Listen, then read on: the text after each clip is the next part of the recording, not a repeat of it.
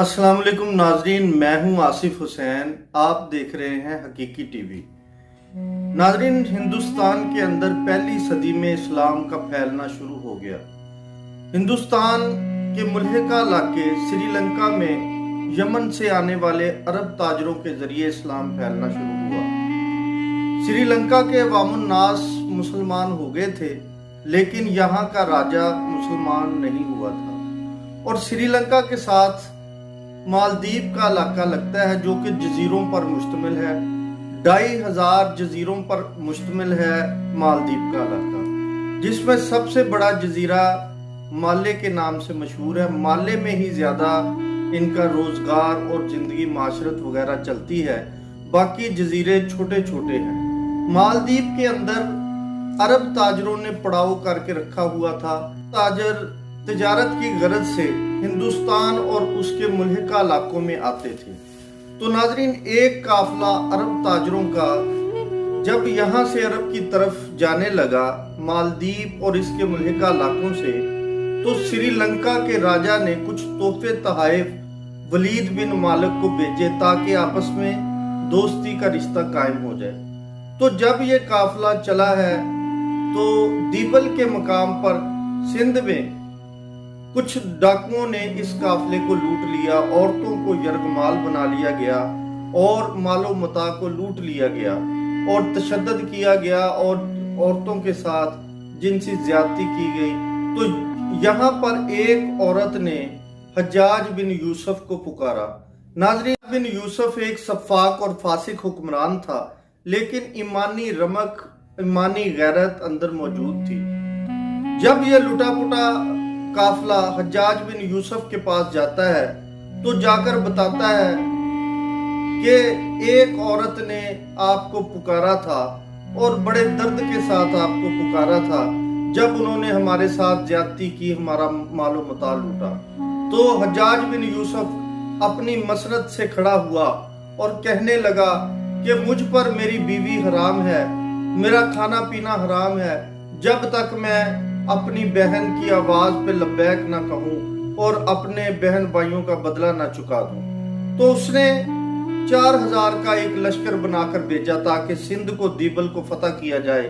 लेकिन नाजरीन, ये लश्कर शिकस्त खाता है और फिर हज्जाज बिन यूसुफ को गुस्सा आता है और फिर 4000 का लश्कर बनाकर रवाना करता है। वो लश्कर भी शिकस्त खोरदा होकर वापस लौटता है। तो ये अराकियों के 2 लश्करों ने शिकस्त खाई। तो हज्जाज बिन यूसुफ वलीद बिन मालिक के पास जाता है और रिक्वेस्ट करता है कि मुझे शामी कबाइल का एक लश्कर तरतीब करके दिया जाए ताकि मैं अपने बहन भाइयों पर होने वाले तशद्दुद और जुल्म ज्यादती का बदला चुका सकूं। तो वलीद बिन मलिक ने कहा कि पहले ही 3 महाज हमने खोले हुए हैं, जहां पर अफरादी कुव्वत भी लग रही है और मालो मता भी सरफ हो रहा है, लिहाजा हम एक और महाज खोलने के मुतहम्मल हो नहीं सकते। तो इसलिए उसने इनकार किया। जवाब में हज्जाज बिन यूसुफ ने कहा कि जितना माल आप दोगे मैं उसका दुगना करके आपको कर्ज के तौर पर आपसे लूंगा और बैतुल माल में दुगना करके जमा कराऊंगा। तो मुझे 12000 का लश्कर दिया जाए और मालो मता भी दिया जाए, मैं वो आपको लौटा दूंगा। तो इस पर वलीद बिन मलिक राजी हुआ। तो 12000 का लश्कर तरतीब दिया गया, जिसके सिपा सलार थे मोहम्मद बिन कासिम, जो कि हज्जाज बिन यूसुफ के भतीजे थे। ये इनके भाई कासिम बिन यूसुफ के बेटे थे। तो इनकी उम्र थी 17 साल। तो हज्जाज बिन यूसुफ ने मोहम्मद बिन कासिम को सिपा सलार बनाकर 12000 का लश्कर देकर दीबल शहर की तरफ रवाना। दीबल शहर की तरफ रवाना होता है। साथ में ये एक मंजनीक लेकर जाता है जो तोप नमा होती है, जिसमें पत्थर, भारी भरकम पत्थर डालकर दुश्मन पर फेंका जाता है। तो ये जब पहुंचा है दीबल के करीब, इन्होंने रोड़ी में पड़ाव किया और यहाँ पर इन्होंने मंजनीक को नस्ब किया और लड़ाई शुरू हो गई। मुकाबले में 12000 के मुकाबले में पूरा सिंध उमड़ आया। नाजरीन, उस वक्त हिंदुस्तान 2 हिस्सों में बटा हुआ था। हिंद और सिंध। उस वक्त का जो सिंध था वो दीपालपुर से लेकर मुंबई तक फैला हुआ था। उसका हुक्मरान था राजा दाहर।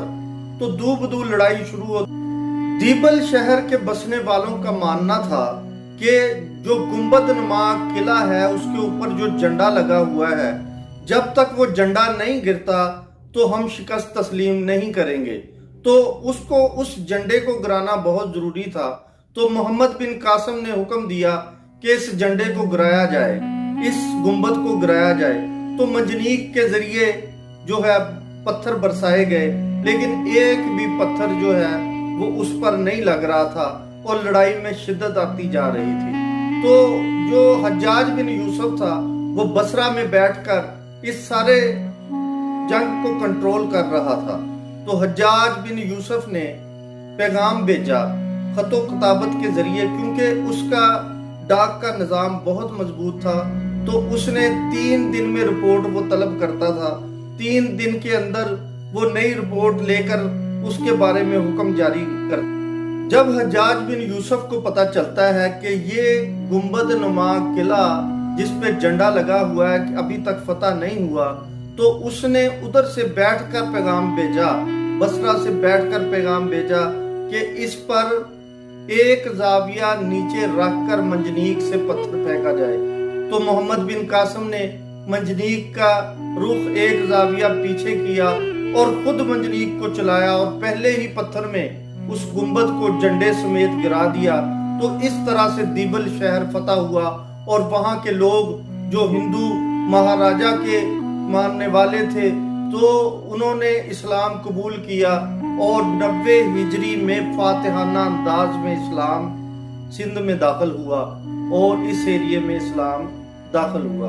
तो मोहम्मद बिन कासिम को लोगों ने, कुछ हिंदुओं ने उनकी मूर्ति बनाई और मूर्ति को पूजना शुरू किया, क्योंकि वो बहुत नेक दिल रहम दिल इंसान था।